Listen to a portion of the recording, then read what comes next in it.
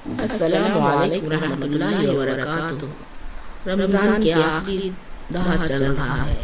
क्या आप लोगों ने ज़कात निकाली है? जिन जिन को ज़कात देना है, जो मुस्तहिक़ लोग हैं, जिनको ज़कात की ज़रूरत है, उन सबको ज़कात देना चाहिए। अगर आपके पास माल और दौलत बहुत जमा है, बैंक बैलेंस है, गोल्ड है, तो उस पर जितनी ज़कात बनती उस हिसाब से ज़कात देना चाहिए। ज़कात का जिक्र कुरान पाक में कई बार आया है, इसलिए हमको ज़कात देना चाहिए।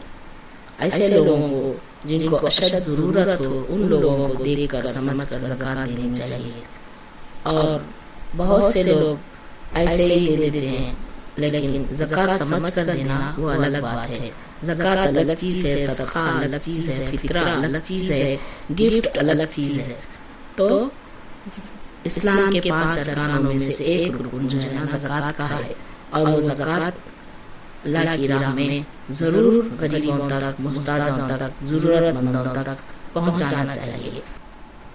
సంపదను శుద్ధి చేసే మరియు సామాజిక సమతుల్యతను కాపాడే అత్యంత ముఖ్యమైన 5 ప్రాథమిక విధుల్లో ఒకటి.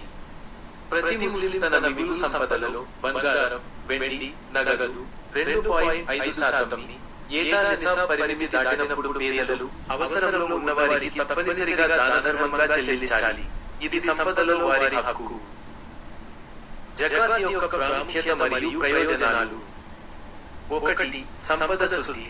జకాత్ చెల్లించడం వల్ల ఒక వ్యక్తి తన ఆదాయాన్ని, ఆస్తులను అపవిత్రత నుండి శుద్ధి చేసుకుంటాడు మరియు అది అల్లాహ్ ఆశీర్వాదంతో పెరుగుతుంది. 2. సామాజిక బాధ్యత. ఇది ధనికుల నుండి పేదలకు సంపదను చేరవేసి సమాజంలో పేదరికాన్ని తగ్గించి సామాజిక సమతుల్యతను కాపాడుతుంది.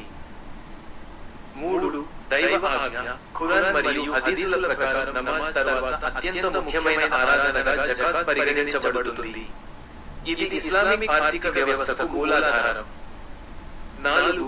ఆత్మశుద్ధి. జకాత్ దాతలలో ఉన్న పిసినారితనం, లోభత్వాన్ని తొలగించి పవిత్రత మరియు దాతృత్వాన్ని పెంచుతుంది.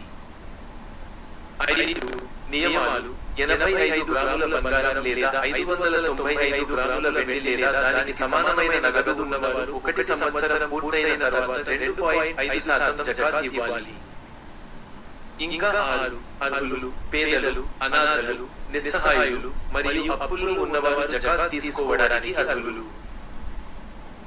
జకాత్ అనేది కేవలం దానం కాదు, అది ఒక మతపరమైన బాధ్యత. ఇది సమాజంలోని అసమానతలను తొలగిస్తుంది.